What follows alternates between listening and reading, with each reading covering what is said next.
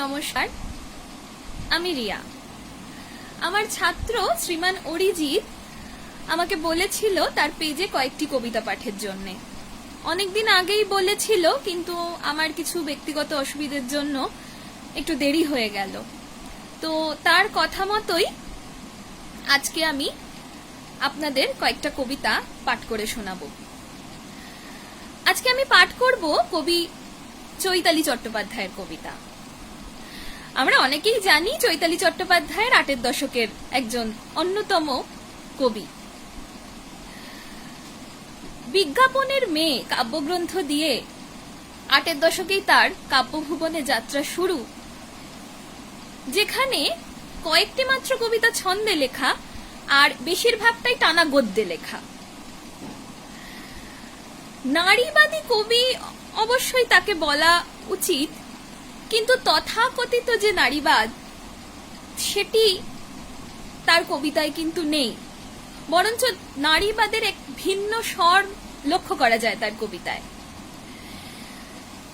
তিনি রাজনৈতিক এবং আর্থসামাজিক প্রেক্ষাপটে নারীর যে অবস্থান, বর্তমান কি অবস্থান, তা খুব সচেতনভাবেই তার কবিতায় দেখিয়েছেন। একদিকে নিজস্ব স্বর, অন্যদিকে সেই স্বরকে ডিঙিয়ে নিজস্বতাকে অতিক্রম করে পাঠকের সঙ্গেও তার কবিতার মাধ্যমে তিনি নিবিড় সম্পর্ক গড়ে তুলেছেন। তার কাব্য ভাষা কখনো কথ্য কলকাল, কখনো নাগরিক চাতুর্যে ভরপুর, এবং বিশেষ করে তার খুব গুরুত্বপূর্ণ একটি বৈশিষ্ট্য তার কবিতার, যে তিনি মেয়েদের নিজস্ব স্বরকে সরাসরি কবিতায় তুলে ধরেছেন। আমি কয়েকটি কবিতা পড়ব। চৈতালি চট্টোপাধ্যায়ের শ্রেষ্ঠ কবিতা দেশ থেকে অনেক আগেই বেরিয়েছে। বেশ কয়েক মাস হলো সপ্তর্ষি প্রকাশন থেকে তার কবিতা সংগ্রহ প্রকাশ পেয়েছে। আমি সেখান থেকে কয়েকটা কবিতা পড়ছি। বিজ্ঞাপনের মেয়ে তার প্রথম কাব্যগ্রন্থ, সেখান থেকে প্রথম কবিতাটি পড়ছি। কবিতার নাম তৃতীয় অস্তিত্ব। অন্যেরা ঘুমোয়, শুধু অসাড় আঙুলগুলি রোগাক্রান্ত, জেগে আছে একা। চক্ষরি দিয়ে স্লেটে লেখে নাম, মুছে ফেলে দেয় বারবার। ভিজে ন্যাকড়ার টান হিম স্পর্শ রেখে যায় ভেতর অব্দি।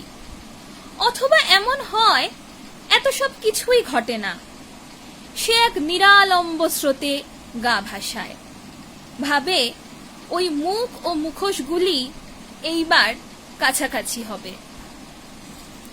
দ্বিতীয় কবিতা, এটা আমার খুব প্রিয় কবিতা, সাদা পাতা তোমাকে। সাদা পাতা, ঝাড় লণ্ঠনের বাতি কিনে দেব, উড়তে চেও না। উড়ে গেলে রোগা মেয়েটাকে আমি কি করে শোনাবো রূপকথা? কার পায়ে বেঁধে দেব ভুতুড়ে ঘুঙুর? শান্ত এ বিকেলে আজ ডানায় বারুদ ঢেকে পালাবে কোথায়? চলো রান্নাঘরে যাই। ঝুলকালি মাখা মৃদু বাল্বের আলোয় ভালো মানুষের মতো তুমি রুটি সেঁকো, আমি বেলে দিই বসে। প্রিয় সাদা পাতা, শোনো, আমি মরে গেলে যে কথা বলিনি তাকে কোনোদিন মাথা খাও, তুমি বলে দিও। তাহলে তোমার ভিতর দিয়েই দেখা শুরু হোক এ ভুবনখানি। আর কোথাও পাহারা রেখো না, শুধু অশ্রুপাতটুকু ডুবিয়ে কলম, আজ ক অক্ষর চেনাই তোমাকে।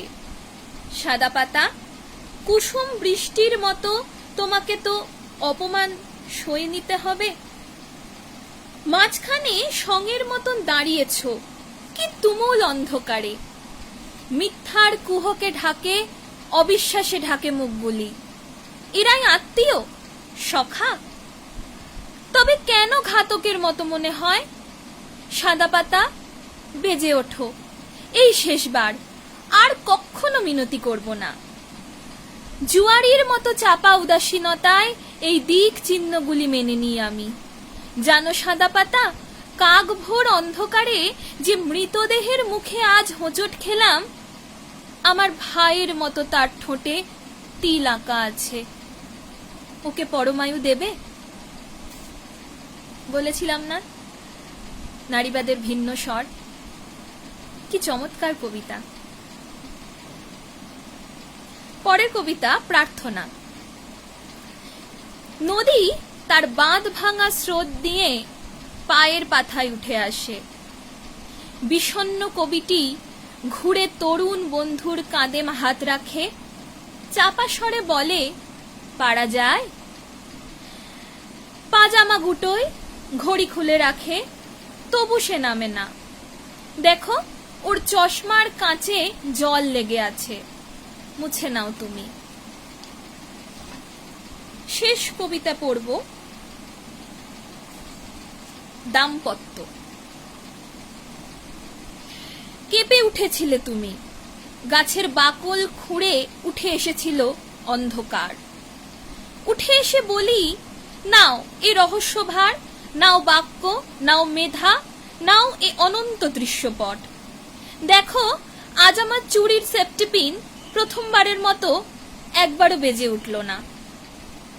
ফিরে আসবার পথে শ্মশানের গন্ধ ছিল, হিজড়ে নাচিয়েছিল, নাচ আর প্রতারণা ছিল। ফিরে আসবার পথে অর্ধরাত্রে জল খুঁজেছিলে। নমস্কার।